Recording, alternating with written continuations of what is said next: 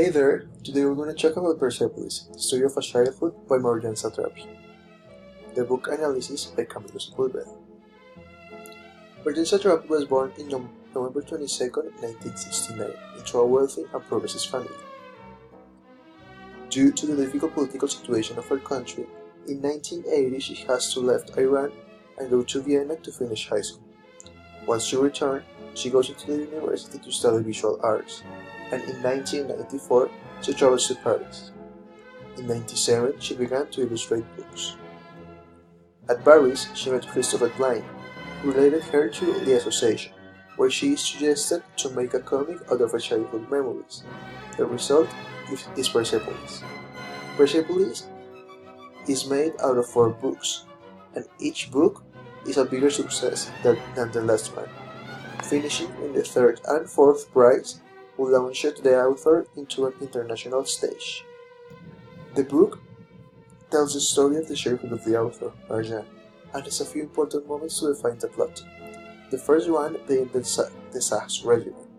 That is basically how through all the protests, including Marjan's parents' protest, the SARS realized that he could not fight his own people and the regime fell.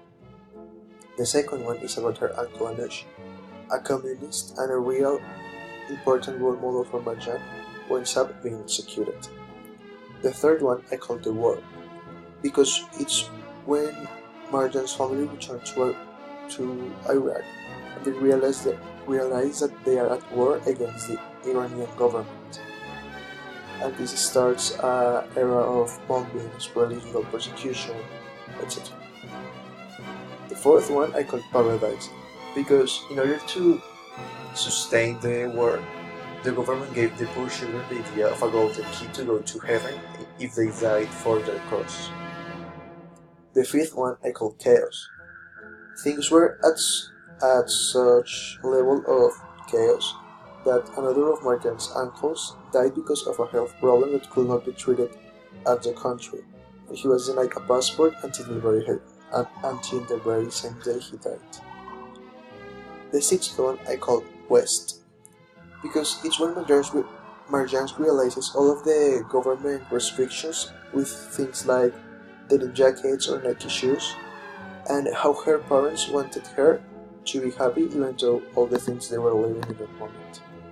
And the final one I call Struts, and it's basically how the war was on Iranian citizens and how it was not safe for kids like Marjan to live even though her best shot at education in Iran was in Tehran, her city. As a result, people under constant fear, lost friends, or even family killed. In the main characters, we got Marjan herself, who is a strong-minded and confused character.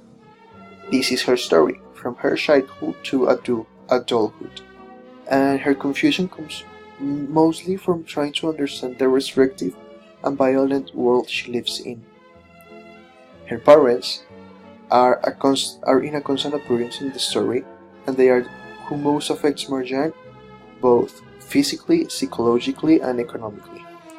They are educated, politically active, modern, and accepting of the Western culture. God is a really important character, because at her childhood, Marjan, as many children, had a figure of comfort and even thought of God as a friend.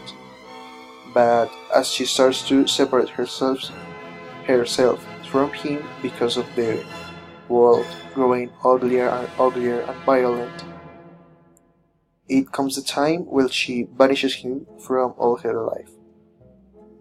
Anush is the communist uncle I was talking about before,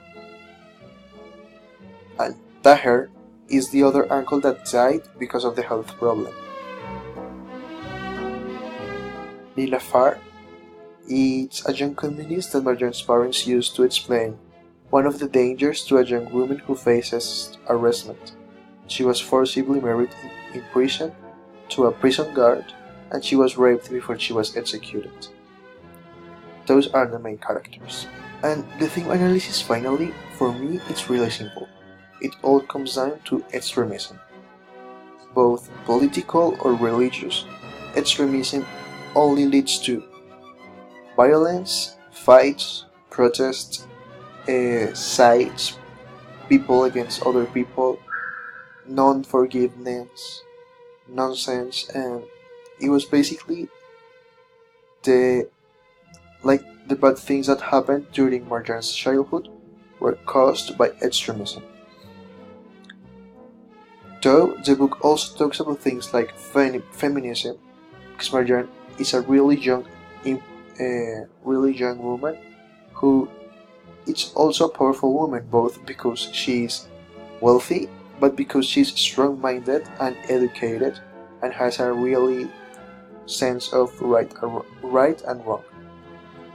Talks about religion because Iran and Iraq are both very religious countries, about liberty and how extremism can cause the privation of liberty, and justice, and how again extremism can twist the version of justice that they are looking for and make people believe that they are doing right when they are actually doing wrong by being violent or turning against one another.